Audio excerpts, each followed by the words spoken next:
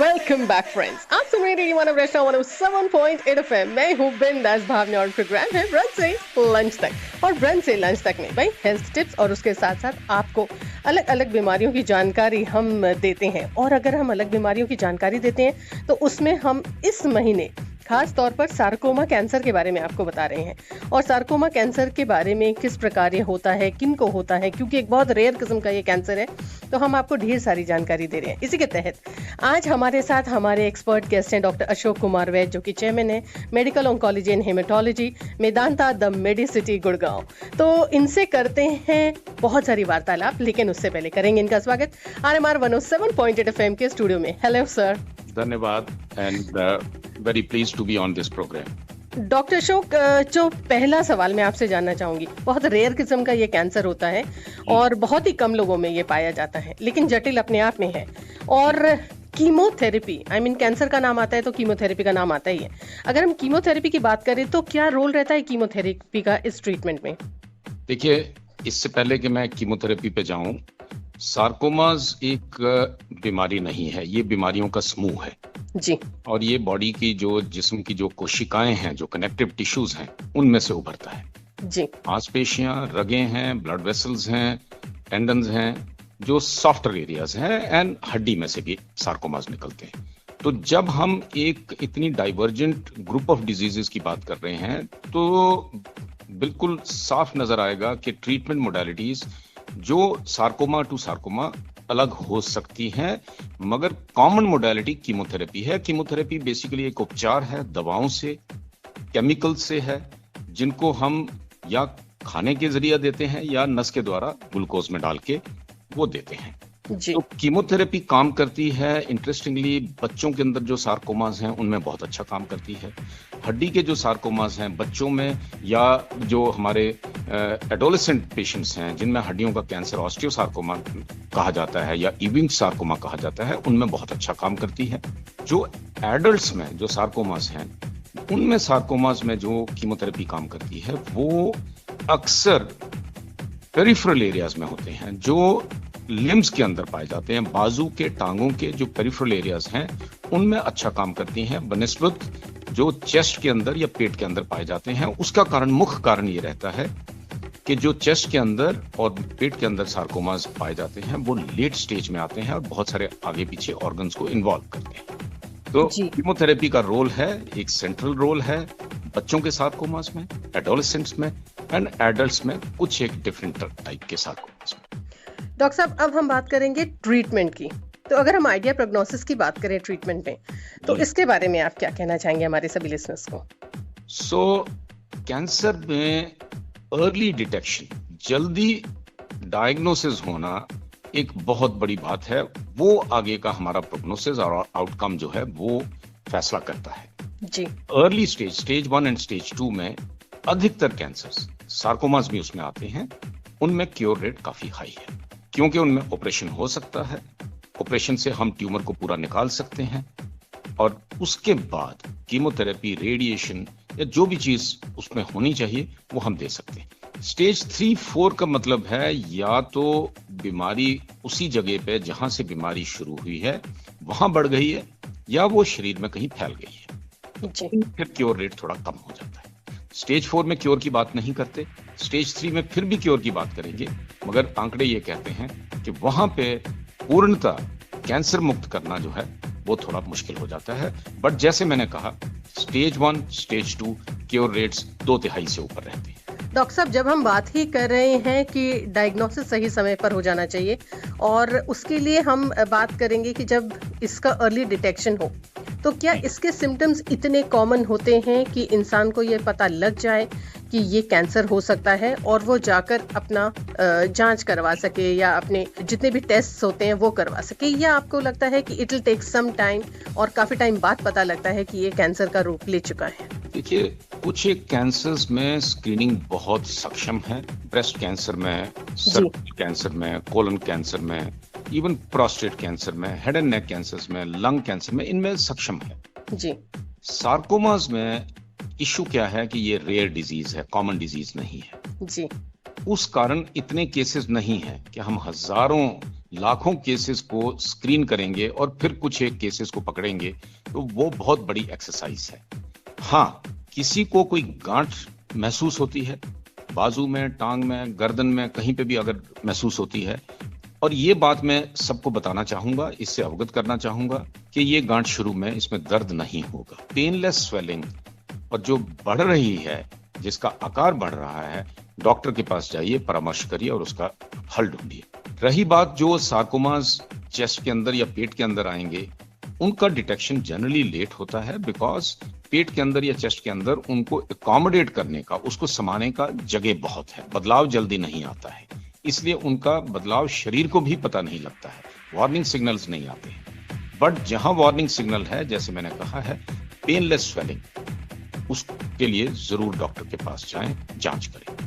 जी दोस्तों, ये बहुत ज़्यादा ज़रूरी है कि डॉक्टरी सलाह हम समय समय पर लेते रहें, और इसीलिए कहा जाता है कि हम अपना एक कंप्लीट मेडिकल चेकअप या किसी भी प्रकार की कोई भी एबनॉर्मेलिटी अगर हम अपने शरीर में देखते हैं तो समय रहते हमें डॉक्टर के पास जाकर उसकी जांच करवा लेनी चाहिए, क्योंकि बाद में कोई भी बीमारी बहुत ज़्यादा कॉम्प्लेक्स हो जाती है।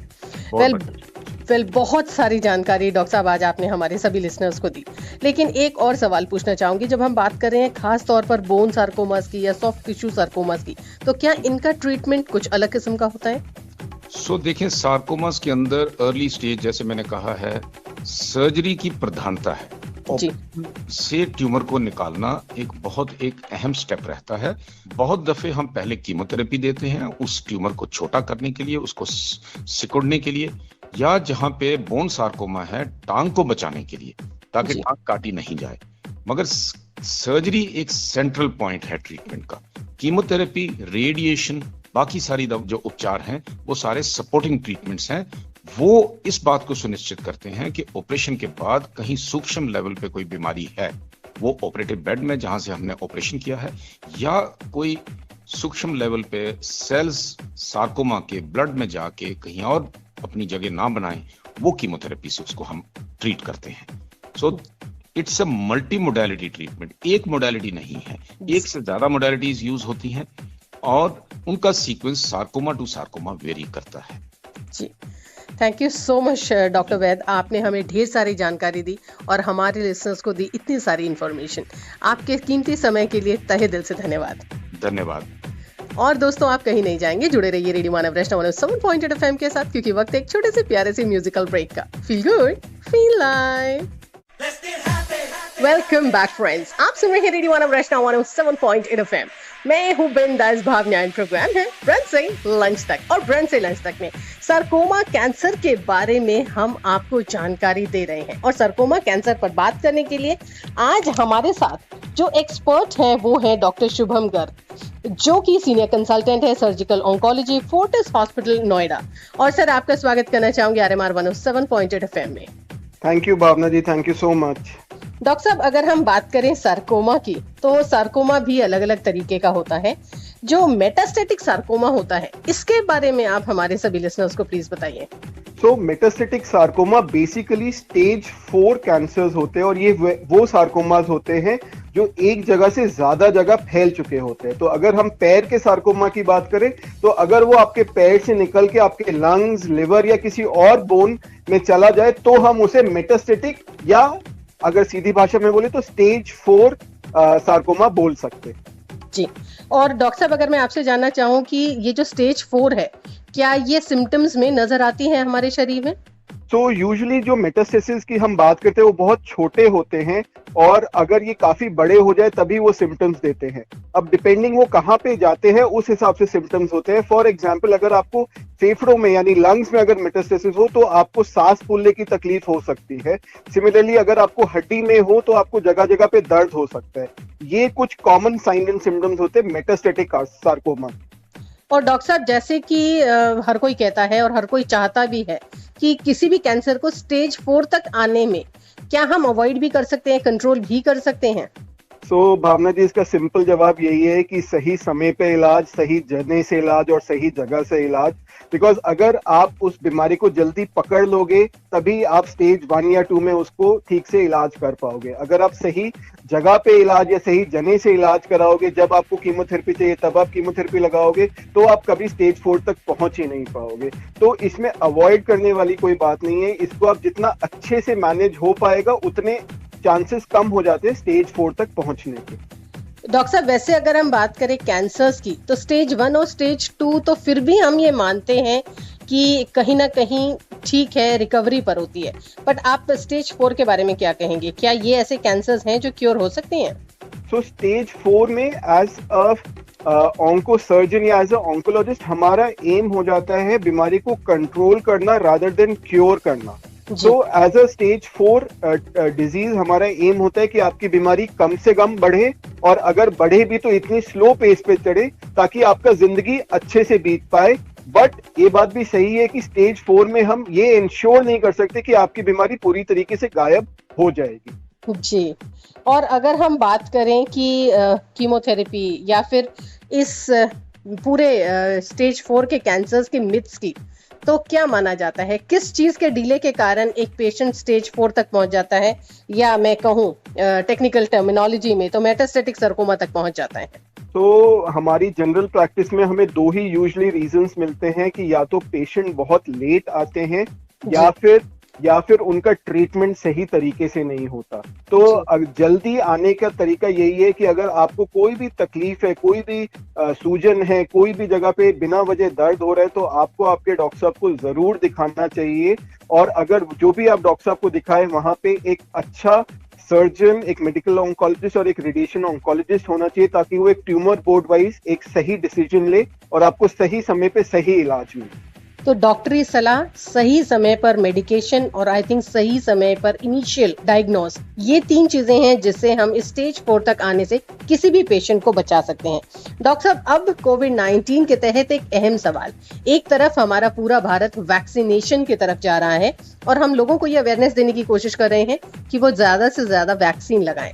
अगर मैं बात करूं जितने भी ये स्टेज 4 के या मेटास्टेटिक कैंसर्स, सार्कोमा कैंसर के पेशेंट्स हैं, क्या ये भी वैक्सीन लगवा सकते हैं?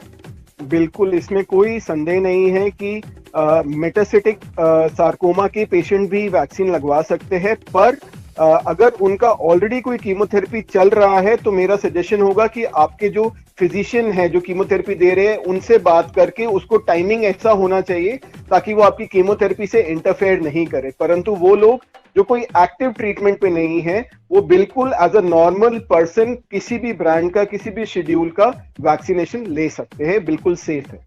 अमूमन डॉक्टर साहब, जब हम जैसे लोग, हम नॉर्मल लोग हैं, हेल्दी लोग हैं, हम जब वैक्सीनेशन के लिए जाते हैं तो हमारे लिए कोई प्रेपरेशन की जरूरत नहीं है, एक्सेप्ट कि एक नॉर्मल बीपी चेक किया जाता है और ये माना जाता है कि अगर आपको कोई भी और बीमारी नहीं है तो आप सिंपल वैक्सीन लगवा सकते हैं। लेकिन जो लोग मेडिकेशन पर हैं या खास तौर पर कैंसर पेशेंट्स हैं, तो क्या इन्हें किसी चीज की जरूरत है? कोई ऐसी चीज जो वैक्सीन लगवाने से पहले इन्हें करने की जरूरत है? भावना जी, स्टेज 4 पेशेंट्स या कैंसर के पेशेंट बिल्कुल आपके और मेरी तरह ही होते हैं। उनको अलग से कोई स्पेशल ट्रीटमेंट की जरूरत नहीं होती। सिर्फ हमें ये डर होता है कि कीमोथेरेपी के साथ उनका वैक्सीनेशन का इंटरफेरेंस नहीं होना चाहिए। इसीलिए अगर आपका कीमोथेरेपी चल रहा है तो आपके वैक्सीनेशन को शेड्यूल करना पड़ेगा आपकी कीमोथेरेपी के हिसाब से, ताकि कोई भी इम्यूनो कॉम्प्रोमाइज स्टेट में आपको वैक्सीनेशन नहीं लगे। Otherwise vaccination is equally safe for any cancer patient. Doctor साहब, आखिरी सवाल, क्योंकि हम वैक्सीन की बात कर रहे हैं और बहुत सारे लोगों को वैक्सीन को लेकर अभी भी बहुत सारे मिथ्स हैं, खास तौर पर उन पेशेंट्स के लिए जो सार्कोमा कैंसर से पीड़ित हैं। जब ये वैक्सीन लगवाते हैं, अमूमन नॉर्मल पब्लिक को सिर्फ बुखार आता है या थोड़ी बहुत अनईजीनेस होती है। क्या ये सारे चीजें सार्कोमा के पेशेंट्स भी विटनेस करेंगे या इनमें कोई कॉम्प्लिकेशंस ज्यादा होंगे?